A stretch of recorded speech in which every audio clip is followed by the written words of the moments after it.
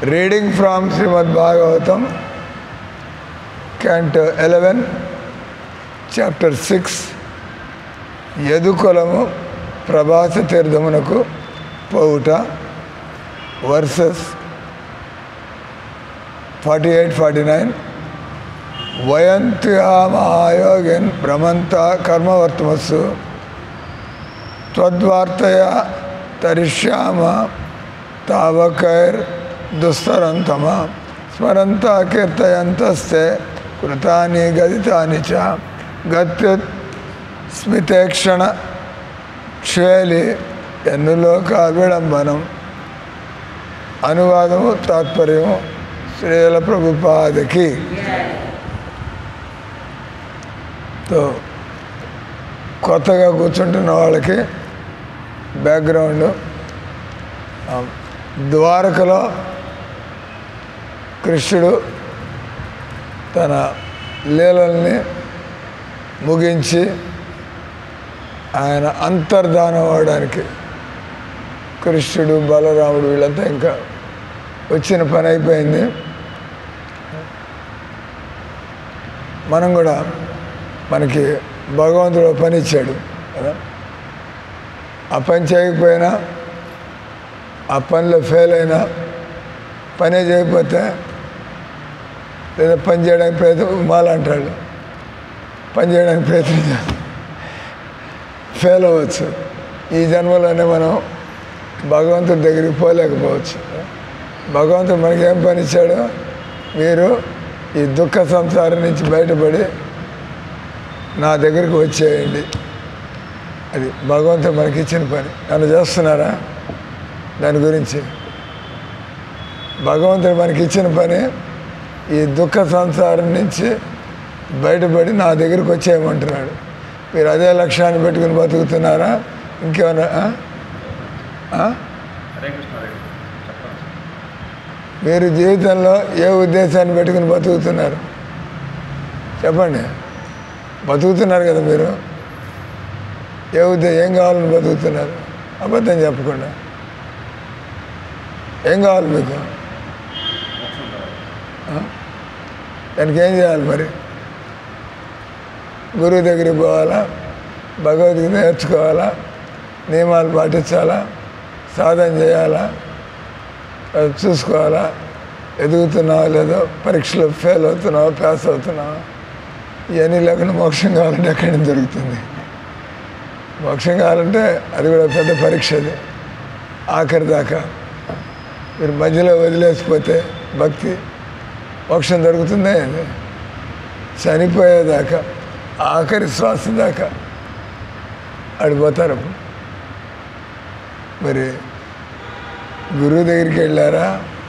మరి అంతా అడిగి ప్రశ్నలు అడిగి నేర్చుకున్నారా? టీ కాఫీలు తాగుతున్నారా? మోక్షం కావాలా టీ కాఫీ కావాలా?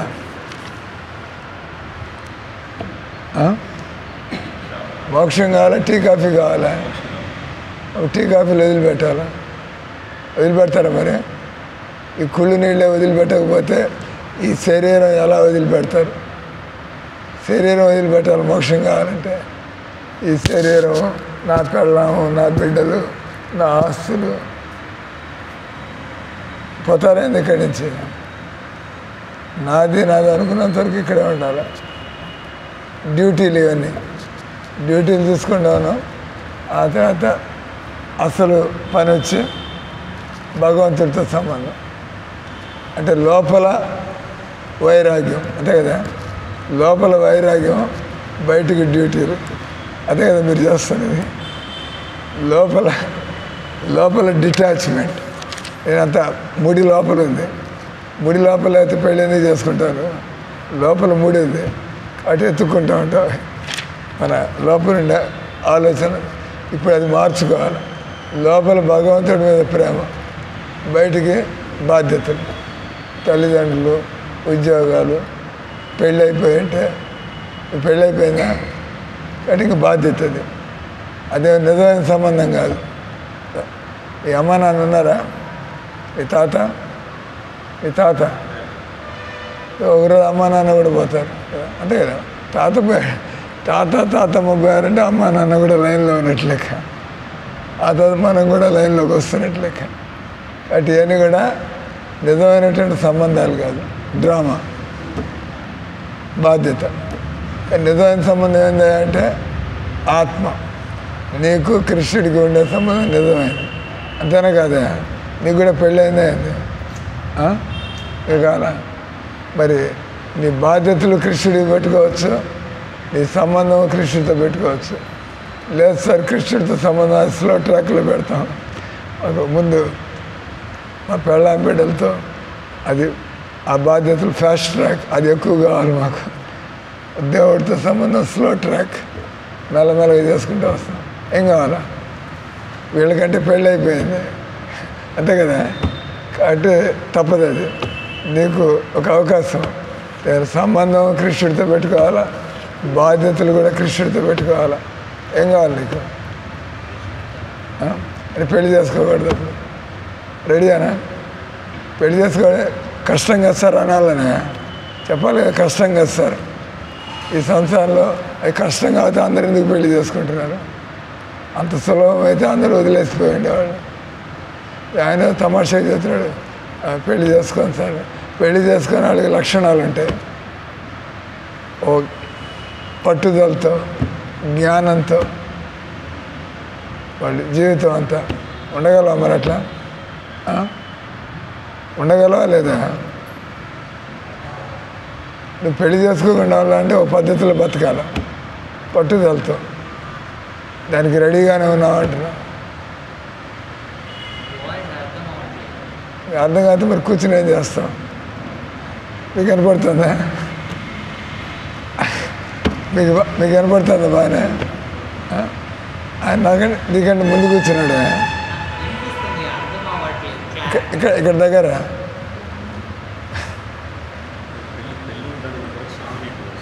ఆయన కనపడుతుంది కదా, నీకన్నా చూడే అయింది. ఆయన కనపడుతుంది, కొత్తగా వచ్చాండి ఇలాగే, ఆయనకంతా కనపడుతుంది. నేను అడుగుతున్నది, భగవంతుడు మనకిచ్చిన పని,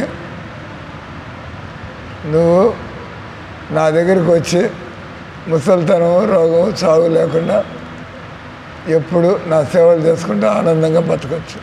అది భగవంతుడు ఇచ్చిన పని. నువ్వు ఆ పని చేస్తావా? నీ సొంత పనులు పెట్టుకుంటావా? దేవుడికి అనేది ప్రయారిటీ ఉండాలి. లైక్ ఉండడానికి నార్మల్ యాక్టివిటీస్ అయినా ప్రయారిటీ ఉండాలి. నార్మల్ యాక్టివిటీ అది నీకు పెళ్ళి అయిందా అయింది? మరి ఇంక నార్మల్ యాక్టివిటీ ఉంది నీకు? వాళ్ళకంటే నార్మల్ యాక్టివిటీస్. పొద్దున పిల్లకాయలు చదువుకుంటున్నారా లేదా, స్కూల్కి పంపించాలా, ఏం తింటున్నారు, ఏం చేస్తున్నారు, నీకు అదంతా లేదు కదా. నార్మల్ యాక్టివిటీ అయింది నీకు. ఇంకా దేవుడి పనే చేయొచ్చు కదా. మేమంతా చేస్తాం, మా జాబ్ దేవుడి పని. మేము జాబ్ లేకుండా బతుకుతున్నాం ఇక్కడ. కాబట్టి దీనిలో 2 ట్రాక్స్ ఉన్నాయి, fast track, slow track. Fast track అంటే మేము పోయేది బస్ పని, దేవుడి పని. తర్వాత లక్ష్యం ఎట్లాగో దేవుడు అంటున్నావు కదా. నేను దేవుడిని పొంది ఈ చావు పుట్టి గురించి బయటపడాలా, ముసలితనం, రోగం, ఈ దుఃఖాలు, సమస్యలు. లక్ష్యం నీది, మాది. మీది కూడా అదే లక్ష్యం కదా. ఆయన ఇంగ్లాండ్లో ఉంటాడు, ఆయన కుటుంబంలో ఉంటాడు, కానీ ఇస్కాన్లో ఆయన ఎన్ని చదివి చేస్తూ లక్ష్యం ఏం పెట్టుకున్నాడు? నేను ఉద్యోగం చేస్తున్నా, కుటుంబంలో ఉన్న నా లక్ష్యం వచ్చి దేవుడితో సంబంధాన్ని మర్చిపోయినటువంటి, నిర్లక్ష్యం చేసినటువంటి దేవుడితో సంబంధాన్ని మళ్ళీ పొంది నేను ఇంకా ఇక్కడి నుంచి బయటపడాలి. లేకపోతే ఈ జన్మలో ఒక తల్లిదండ్రి, వచ్చే ఇదే తల్లిదండ్రులు దొరుకుతారా? ఇది కర్మలను బట్టి. మీ కర్మలు బట్టి ఎవరింట్లో పుడతారు? ఖచ్చితంగా చెప్పచ్చు ఈ తల్లిదండ్రులు దొరకరు. మళ్ళీ వాళ్ళ కర్మలు ఎందుకు వాళ్ళు ఎట్టిపోతారు. కాబట్టి ఇదంతా కూడా నిజమైన సంబంధాలు కాదు, ఇవన్నీ కూడా తాత్కాలికం, ఈ జీవితంతో క్లోజ్. కాబట్టి శాశ్వతమైన సంబంధం వచ్చి కృష్ణుడితో ఉంది.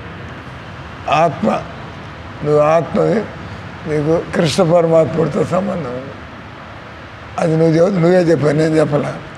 నాకు అదే కావాలి సార్ అని చెప్పి అంటే నేను అడిగా అప్పుడు నేను పని చేసుకుంటా దీనికోసం ప్రయత్నం చేస్తాను అంటే పని చేయడం ఎందుకు కానీ పెళ్ళి పెటాకులు పని ఎందుకు చేస్తున్నావు అన్న, దేవుడి పని చేయొచ్చు కదా అని. దానికి జవాబైంది, ఇది లక్ష్యం నీది నాది ఒకటే, ప్రస్తుతం పని చేస్తున్నావు.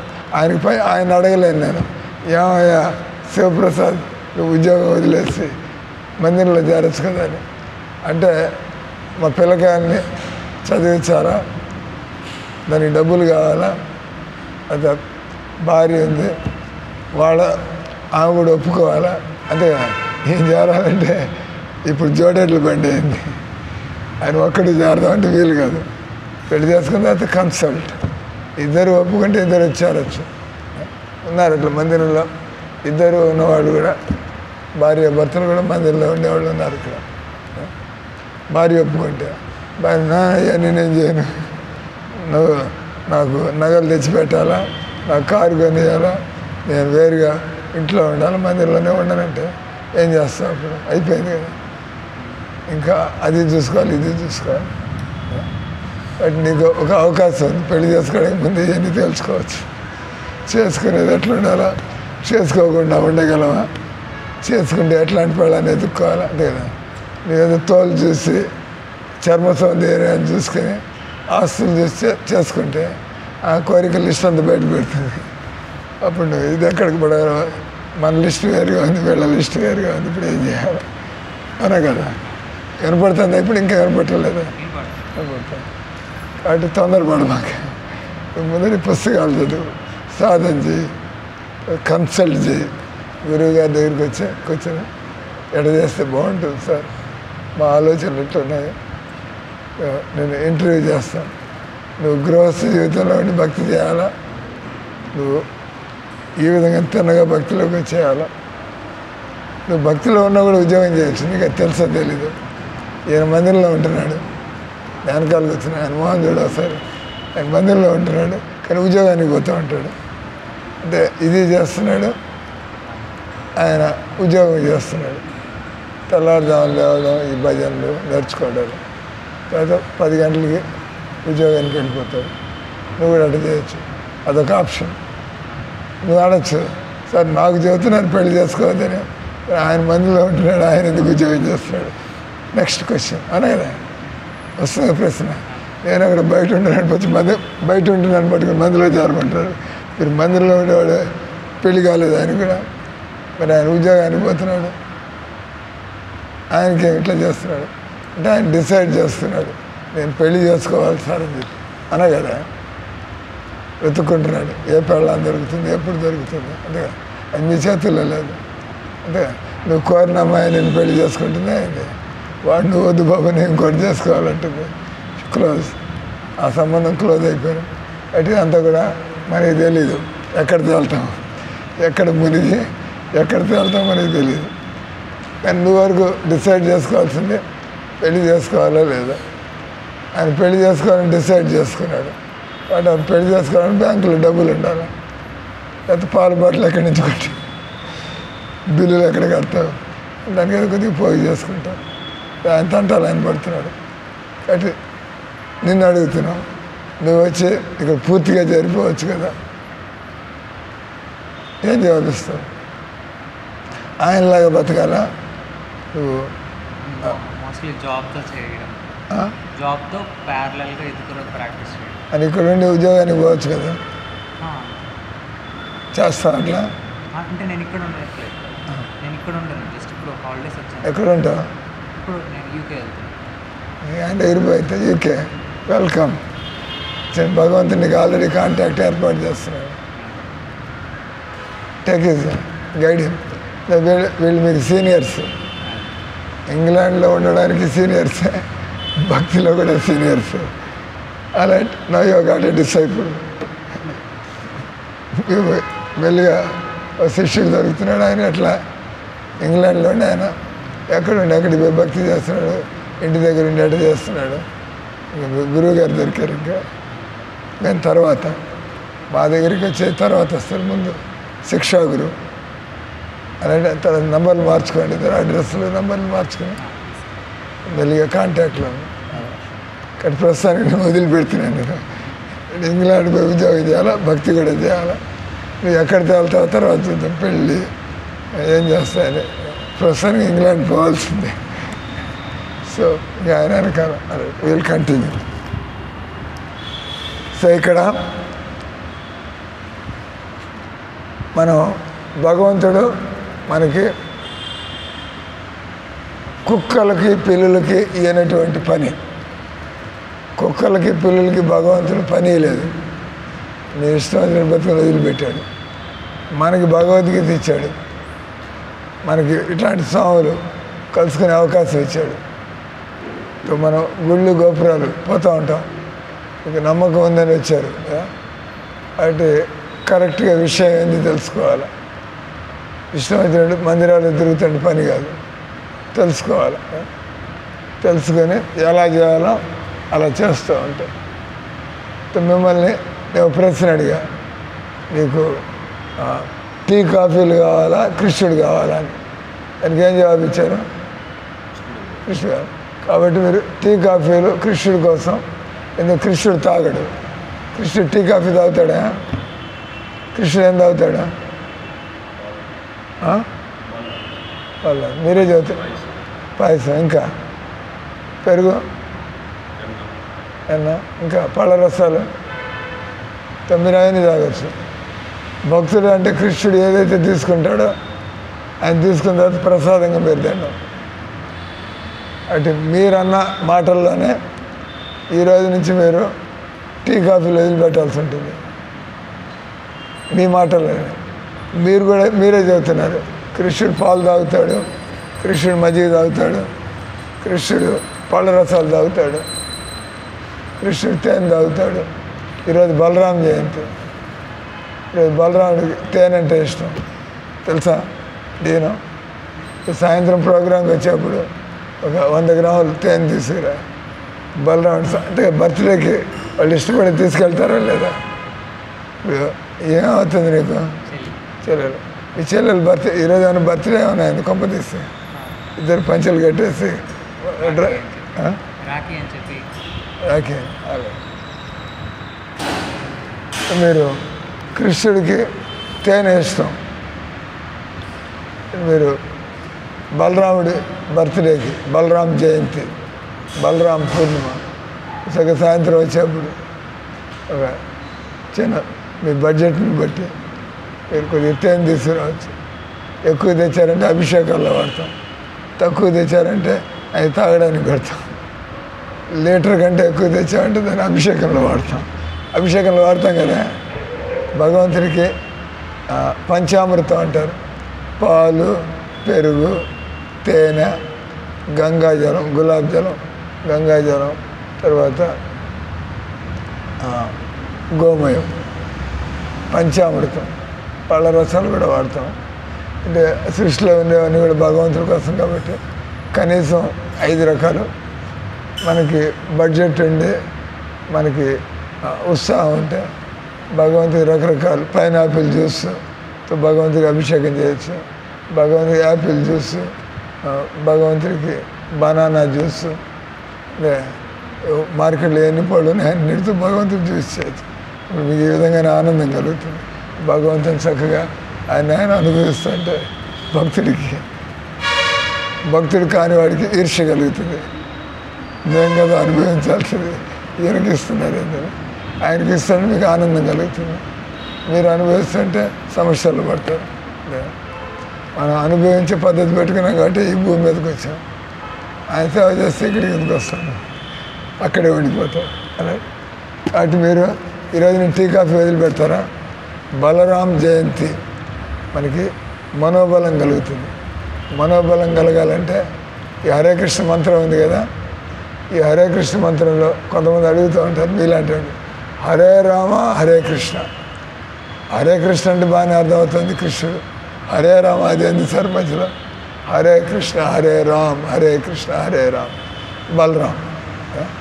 బలరాముడు అంటే ఇక్కడ కృష్ణ బలరాముడు. ఈ మంత్రంలో కృష్ణ బలరాముడు ఇద్దరు ఉన్నారు.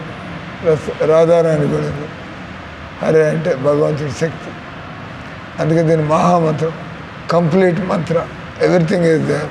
మీరు వేరే అనక్కర్లా. గణేశాయన మహా, ఓం నమ శివాయ మహా, ఈ హరే కృష్ణ హరే రామ్ మంత్రం అన్నారంటే వాళ్ళందరినీ కూడా మీరు తృప్తిపరచండి. ఎందుకంటే వాళ్ళందరికీ శక్తినిచ్చి దేవుడిని చేసింది ఈ జగన్నాథుడే.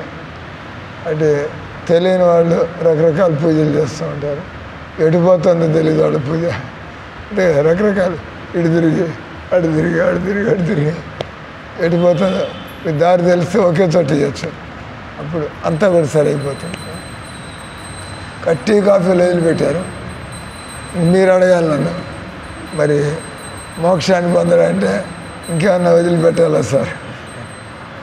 మీరు అడగాలి. అందుకే మీరు అడగాల్సి. మీరు ఉల్లిపాయలు తింటారా? ఉల్లిపాయలు ఎవరు హోటల్లో తింటారా? ఏంది హోటల్లో తింటారా, ఇంట్లో తింటారా?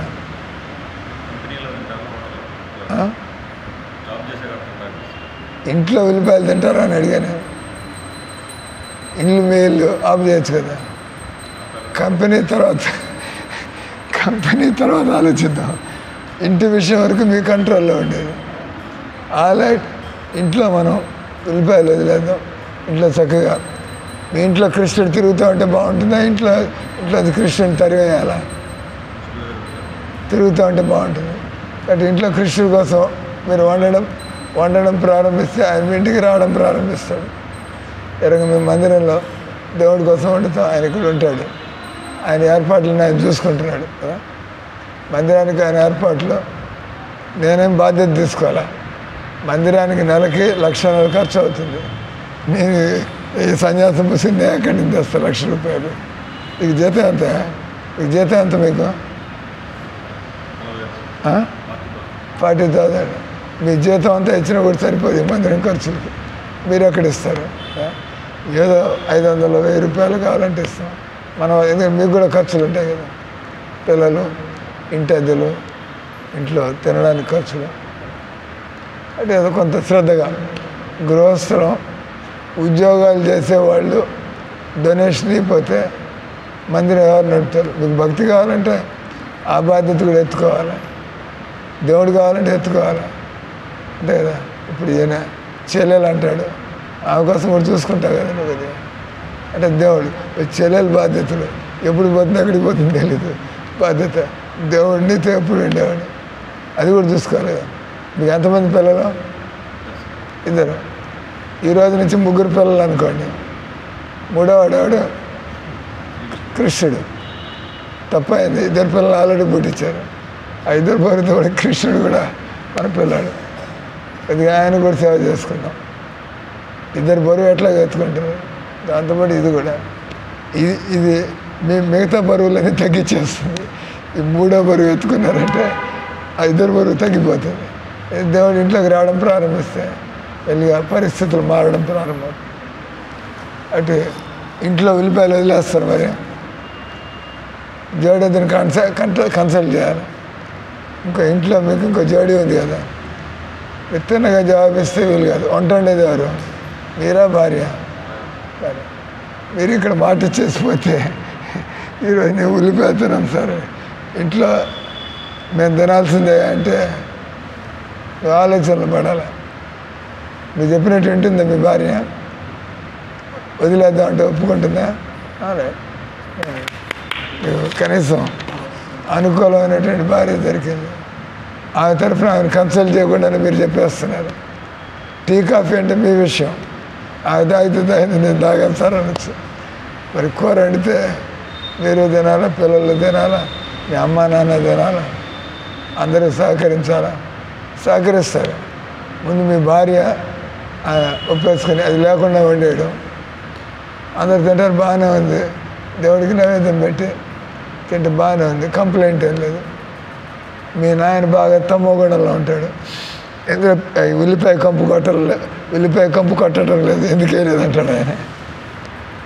ముందు ఆయన చెప్పమాకండి, ఉల్లిపాయలు వేయటం లేదని చెప్పమాకండి. ఉల్లిపాయలు మీరిద్దరు డిసైడ్ చేసుకుని వండడం. ఆ తర్వాత రియాక్షన్స్ ఇంట్లో బాగానే అడగటం లేదు, కంటిన్యూ. అడిగితే మెల్లిగా వాళ్ళకి మీరు నచ్చ చెప్పాలి కదా, అదే కదా. హౌ టు డీల్, ఇంట్లో పరిస్థితుల్ని ఎలా మనం మోటుకొని రావాలా. అలాగే మీరు బలరాం జయంతి రోజు ఇటువంటి మంచి సంకల్పాలు నిర్ణయాలు తీసుకుంటున్నారు కాబట్టి బలరాముడు ఆయన బలాన్ని ఇచ్చేది. భగవంతుడు బలాన్ని ఇస్తే మనం జీవితాన్ని తక్కిరి బిక్కిరి చేసుకోకుండా, ఇక మామూలుగా మన బలం లేకపోతే మామూలుగా వస్తానంటారు. కానీ బలం అంటే I have to do it. అన్ని పరిస్థితుల్లో, కుటుంబంలో ఉన్న, ఉద్యోగంలో ఉన్న, యూకేలో ఉన్న. మీరు టీ కాఫీలు తాగుతున్నారా? యూకేలో ఉంటున్నాడు.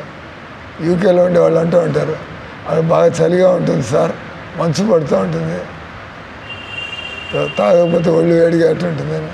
ఇక్కడ ఉన్నాడు ఒక ఆయన, టీ కాఫీ కూడా తాగటం, అది నీకంటే లావుగానే ఉన్నాడు అనే కదా, నో ప్రాబ్లం.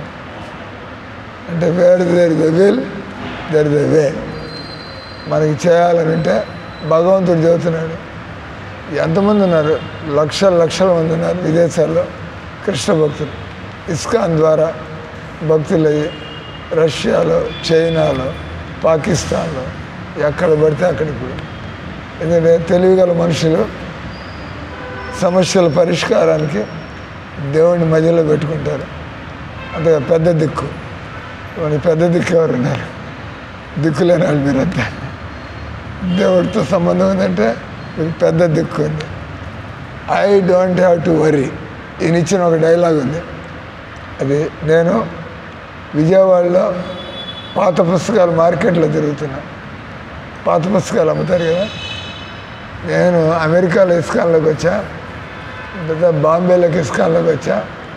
మా అమ్మ నాన్న నాకేదో ప్రమాదం జరిగిపోయినట్టుగా వాడి గుండెలు కొట్టుకుంటారు. ఓ అమ్మ, మా అబ్బాయి అమెరికా ఉద్యోగం వదిలేసి దీనిలో చేరిపోయినాడు, ఏదో వాడేదో మనం టెర్రరిస్టుల ఆర్గనైజేషన్లో చేరినట్టు, లేదా నేను ఏదో నక్సలైట్ల ఉద్యమంలో చేరినట్టు వాళ్ళు బాధపడిపోతున్నారు. బస్ వాడికి తెలియదు ఇస్కాన్ అంటే. వాడు మన అబ్బాయిని వాళ్ళు ఎవరో మోసం చేసి వాళ్ళ కంపెనీలో పెట్టేసుకున్నారు. వాడు ఉద్యోగం వదిలేసి ఇస్కాన్కి వెళ్ళిపోయినాడు. అందుకని వాళ్ళు హుటాహుటి వాళ్ళు బాంబే వచ్చేసారు. నేను ఇండియా వచ్చాను తెలుసు వాళ్ళకి, ఇంటికి రావటంలా. ఏమైంది కొడుకుకి మనం అంటే ఎంత ప్రేమ. వాడు ఇండియా వచ్చి 2 ఏళ్ళు అమెరికాలో ఉండి రాగానే ఇంటికి రాకుండా వాడు బాంబేలో ఇస్కాన్లో అంట. వాళ్ళు పరిగెత్తుకొచ్చారు అక్కడికి. వాళ్ళు పరిగెత్తుకొచ్చి కలుసుకొని మా గురువు గారి దగ్గరికి వెళ్ళి కంప్లైంట్ ఆయన మీద దగ్గర పెట్టేది.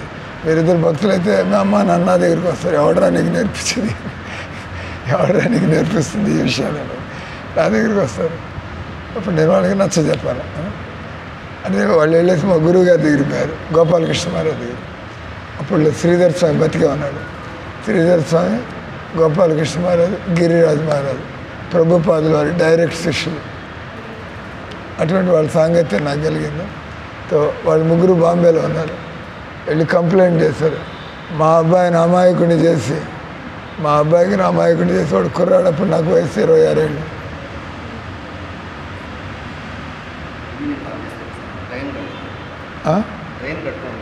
మీరైనా కాంట్రాక్టరా? పని ప్రారంభిస్తున్నారా? ఒక 5 నిమిషాల్లో వచ్చే క్లోజ్. మీరు కూడా కూర్చోండి, దర్శనం చేసుకుని అయితే పని మాట్లాడుకోవాలా? పూలు పెట్టారా? దండం పెట్టుకున్నారా? మీరు ఇక్కడ దండం పెట్టుకుని పూలు పెట్టి ప్రసాదం తీసుకుని ఉండండి. ఒక 5 నిమిషాల్లో ఉంటారు, రోడ్డు మీద ఉంటారు కదా. నాకు గుడ్ టైం అయింది, వెళ్ళిపోయింది. ఏం చదువుతున్నా? నా గురించి ఏం చదువుతున్నా? వాళ్ళు గిరిరాజ్ స్వామి, శ్రీధర్ స్వామి, లేకపోతే గోపాలకృష్ణ మహారాజ్ చాలా పెద్దాడు. ఇప్పుడు వాళ్ళలో గోపాలకృష్ణ మహారాజ్ ఆయన వెళ్ళిపోయినాడు వైకుంఠానికి. ఆ తర్వాత ఈయన గిరిరాజ్ స్వామి ఆయన ఉన్నాడు, గిరిరాజ్ మహారాజ్ ఉన్నాడు, శ్రీధర్ స్వామి ఆయన కూడా వెళ్ళిపోయినాడు. అంటే టైంతో పాటు ఎవరికి టైం వచ్చినప్పుడు వాళ్ళు పోతూ ఉంటారు. మీలాంటి వాళ్ళు యమరాజు దగ్గరికి పోతారు, మాలాంటి వాళ్ళు మళ్ళీ భక్తి చేయడానికి వస్తారు. భక్తి పూర్తయితే తిన్నగా వైకుంఠానికి వెళ్ళిపోవచ్చు. కొద్దిగా మిగిలింటే పూర్తి చేసుకోవడానికి రావాలి. అంటే ఒక సబ్జెక్ట్ మిగిలిపోతే కంపార్ట్మెంట్ వాళ్ళు అది పూర్తి చేస్తే నెక్స్ట్ ప్రమోషన్. వాళ్ళ దగ్గరికి వెళ్ళి కంప్లైంట్ చేశారు, మా అబ్బాయికి కేవలం 26 ఏళ్ళు, వాడి పాప అమాయకుడు చేసి వాడు ఉద్యోగం వదిలేసి మమ్మల్ని కూడా పట్టించుకోకుండా ఇక్కడ ఉంటున్నాడు అని చెప్పి గొడవ పెట్టుకున్నారు. వాళ్ళు అన్నారు, మీ అబ్బాయిని వచ్చి చేరమని మేమేం చెప్పలేదు ఇక్కడ. నెంబర్ 1, మీ అబ్బాయి అమాయకుడు ఏం కాదు, అమాయకులు కృష్ణ దగ్గరికి రాలేరు, బాగా తెలివితేటలు ఉన్న వాళ్ళు కృష్ణ దగ్గరికి వస్తారు. జనాలకి తెలివితేటలు లేదు కాబట్టి బయట తిరుగుతున్నారు. తెలివితేటలు బాగుంటే ఇంగ్లాండ్ నుంచి ఈరోజు బలరాం జయంతి వేడుకల్లో పాల్గొనడానికి వచ్చాడు ఆయన. ఇంగ్లాండ్ నుంచి వచ్చాడు, వచ్చి ఇది చూసుకున్న తర్వాత ఇంటి పనులు కూడా చూసుకుని పడాలి. తెలివితేటలు ఉన్నాయి కాబట్టి నేను చెప్పి మీ అబ్బాయికి అమాయకుడు అనమాకండి, అమాయకులు కృష్ణ దగ్గర రాలేరు, ఆయన ఎందుకు జరిగాడు ఆయన కనుక్కోండి. మేము ఆయన ఇక్కడ చైనులతో కట్టేయలేదు, రూమ్లో పెట్టి తాళం వేయలేదు, ఆయన పోవాలంటే ఇక్కడి నుంచి వెళ్ళిపోవచ్చు ఆయన. అంతే కదా, నన్ను కట్టేస్తే గది నుంచి బయటికి పోకుండా నన్ను ఇసుకాని వాళ్ళు పోనేటలేదు, గదిలో పెడతాను. అదెందుకు చేస్తారు? వాళ్ళు గవర్నమెంట్ వాళ్ళు మా ఇసుకానే మూసేస్తారు. అది చేస్తే ఇక్కడికి వచ్చి చేరేవాళ్ళంతా వాళ్ళ స్వేచ్ఛతో వచ్చి చేరుతారు. బలవంతమైన ఇక్కడ బలవంతంగా ఉంటున్నా శ్రీకాంత్, బలవంతంగా నీ ఇష్టంతో ఉంటున్నా ఆయన పోవాలంటే ఖాళీ చేసిపోవచ్చు, నేను ఉండను సార్ అని చెప్పి ఆయన మా ఆయన కలబడి ఎంతో కొంత జీవితం బాగుపడుతూ ఉంటుంది. పెళ్ళి అయ్యాక ఎట్లా బయటికి పోవాలి ఆ తర్వాత విషయాలు. కాబట్టి పాయింట్ వచ్చి వాళ్ళు చెప్పారు, మీ అబ్బాయి అమాయకుడు కాదు, మీ అబ్బాయి చాలా తెలియగలడు, అయితే ఎండి అట్ట చేశాడు, అమెరికాలో క్వాలిఫై ఎట్లా అయ్యాడు. అమెరికాలో మీరు డాక్టర్కి వెళ్ళాలంటే ఇక్కడ పరీక్షలే కాదు, ఇక్కడ ఎంబీబీఎస్ అక్కడ పరీక్షలు కూడా పాస్ అవ్వాలి. ఇండియాలో ఎంబీబీఎస్తో అమెరికాలో ప్రాక్టీస్ చేయనిస్తారా? చేయలేరా? ఇంగ్లాండ్లో కూడా వేరే ఎగ్జామ్ క్లియర్ చేయాలా? అంటే మీ డిగ్రీ లేని ఇక్కడ డబ్బులు పెట్టి డిగ్రీ తీసుకున్నారా? 3rd స్టాండర్డ్ డిగ్రీని అయితే కాబట్టి అక్కడ పరీక్ష కూడా పాస్ అవ్వాలి. అంటే అమెరికా పరీక్షల్లో నేను పాస్ అయ్యానంటే తెలియగలడు ఆయన. అంటే వాళ్ళు అన్నారు, మీ అబ్బాయి అమాయకుడు కాదు, మా అభిప్రాయంలో అమాయకులు కృష్ణ దగ్గరికి రాలేరు, లోక అభిప్రాయంలో కూడా మీ అబ్బాయి అమాయకుడు కాదు, ఎంబీబీఎస్ అందరికీ సీట్ దొరకదు, దానిలో కూడా టాపర్గా రావడం అందరికీ వీలు కాదు, అమెరికాలో ఎగ్జామ్స్ క్లియర్ చేయడం ఎన్ని మీరు మీ అబ్బాయిని అమాయకుడు ఎందుకంటే తెలియగలడు. అంటే ఆయన ఎందుకు జరగడం ఆయనే కనుక్కోండి, ఇక్కడ ఎవరిని బలవంతంగా చేర్చుకోవటం లేదు అని చెప్పి వాళ్ళు. అప్పుడు నేను తర్వాత మెల్లిగా విషయాలన్నీ మెల్లగా వాళ్ళు చెప్పి ఆ తర్వాత వాళ్ళే నన్ను ఆల్ రైట్, నువ్వు ఆనందంగా ఉండడం మాకు కావాలా, నువ్వు నిన్ను అమాయకుని చేసి వాళ్ళు పట్టుకుపోయారు అనుకున్నావు. ఇన్ని విషయాలు వాళ్ళతో మాట్లాడిన తర్వాత మాట్లాడడం కాదు, డెమాన్స్ట్రేషన్. నేను అమెరికా నుంచి వచ్చిన తర్వాత బాంబే నుంచి ఇంటికి వచ్చేసిన తర్వాత నేను వాళ్ళు ఏడుస్తుంటే ఏదో చేయాలి, ఇంటికి తీసుకెళ్ళి వదిలిపెట్టి మాట్లాడుకునేది, లేకపోతే వాళ్ళు వెళ్ళిపోమంటారు ఇసుకానంటే. మీ అమ్మ ఏడుస్తుంటే నువ్వు ఇక్కడ ఉండడానికి లేదా, అదే మీరు బయట తెలుసుకోండి.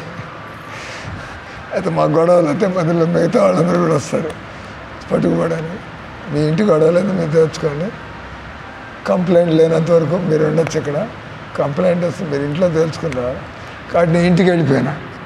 ఇంటికి వెళ్ళిపోయి నేను అక్కడ ఒక హాస్పిటల్లో డాక్టర్గా చేరా, తెలుసుకునేదాకా చేరాలి కదా, ఖాళీగా ఉండడం.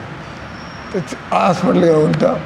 Siddhartha academy of medical sciences Vijayawada medical college పేరు. నేను వాళ్ళ దగ్గర నేను డాక్టర్గా చేరా. ఆ రోజుల్లో 1984 చేరా. వాళ్ళ దగ్గర చేరిన తర్వాత వాళ్ళు నన్ను 1 సంవత్సరం చూశారు. ఇంట్లో ఉంటుంది వీడికి బాగానే ముదిరినట్టుంది, బాగానే భక్తి. ఎందుకంటే 4 కళ్ళ లేచి లైట్ వేసుకుని వెళ్ళి స్నానం చేసి జపం చేసుకుని పూజ చేసుకుని ఇంట్లో ఉల్లిపాయలు లేకుండా ఉంటుంటే సరే వాళ్ళు మెల్లిగా వాళ్ళతో మాట్లాడుతూ వాళ్ళు అన్నారు మా నాన్న ఎంత గమనిస్తున్నాడు తండ్రి కాబట్టి కొద్దిగా అహంకారం ఉంటుంది కదా వీటితో నేను మాట్లాడేది మెల్లిగా సంవత్సరం చూసిన తర్వాత అమ్మ అంటే అన్నీ చెప్పుకోవచ్చు నాన్న కొద్దిగా ఉంటుంది కదా కొద్దిగా గ్యాప్ ఆయన గమనిస్తున్నాడు వీడు ఏం చేస్తున్నాడు ఆయన అన్నీ చూస్తున్నాడు రోజు 4 గంటల నిద్ర లేవడం జపం చేసుకోవడం సాయంత్రం రాగానే పుస్తకాలు చదువుకోవడం ఆ టీవీలన్నీ వదిలిపెట్టి గమనించి సంవత్సరం అయిన తర్వాత అని పిలిచాడు ఏమయ్యా నీకు ఇట్లా బతకడం బాగుంటే మాకు కావాల్సింది సంతోషంగా ఉండడం అంటే నేను గమనిస్తా అంటే నువ్వు దీన్ని వదిలేటి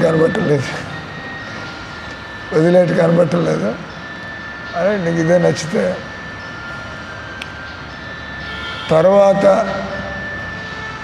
మళ్ళా నువ్వు తప్పైంది వెనక్కి వస్తే అది మేము తెలుసుకోవడానికి నేను పిలిచాం తర్వాత నేను 4 ఏళ్ళు ఇస్కాన్లో ఉండి బాగాలేదు ఇక్కడ వెనక్కి వస్తే ఈ ప్రాక్టీస్ అంతా పోయింది కదా నేను చెప్పాను నేను అన్నీ అర్థం చేసుకుని ఇస్కాన్లో చేరా మీ ఆస్తుల్ని అడిగేది లేదు తర్వాత నేను మీ దగ్గరికి వచ్చి నాకు ఇబ్బందిగా ఉంది మళ్ళీ ఇంట్లో ఉండి ఉద్యోగం ఎత్తుక్కుంటా ఇటువంటి పరిస్థితి మీ మీద పెట్టే అవకాశం లేదు ఆ మాత్రం నేను తెలివితేటలు పోయించి దూరదృష్టితో నిర్ణయం తీసుకున్నా మీ ఆస్తులను అడిగే ప్రశ్న లేదు ఆయన కూడా మన ఆ బర్త్డేకి పోయా మా ఫాదర్ పోయినాడు మా అమ్మ ఇంకా బతికి ఉంది 95 ఏళ్ళు ఆమెకి బర్త్డేకి ఎప్పుడు పోతానో తెలియదు రండి అందరూ ఒకసారి అంటే ఆమె చెబుతుంది నీకు కూడా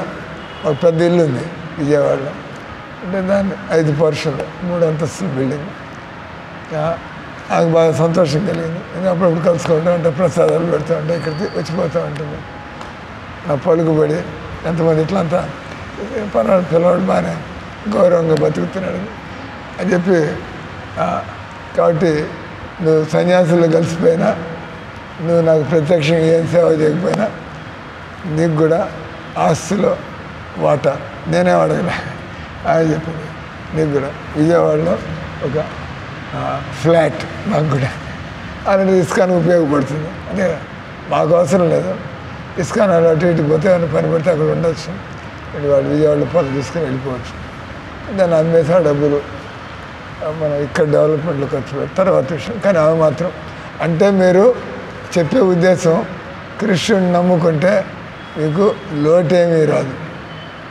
మీకు మనసు ప్రశాంతంగా ఉంటుంది మీరు జనాలు మిమ్మల్ని గౌరవిస్తారు మీకు ఒక తృప్తి ఆనందం అనేది మీకు కలుగుతుంది మీరు కూడా 10 మందికి నేను కూడా సహాయం చేయాలి అని అంటారు అజ్ఞాన దరిద్రులు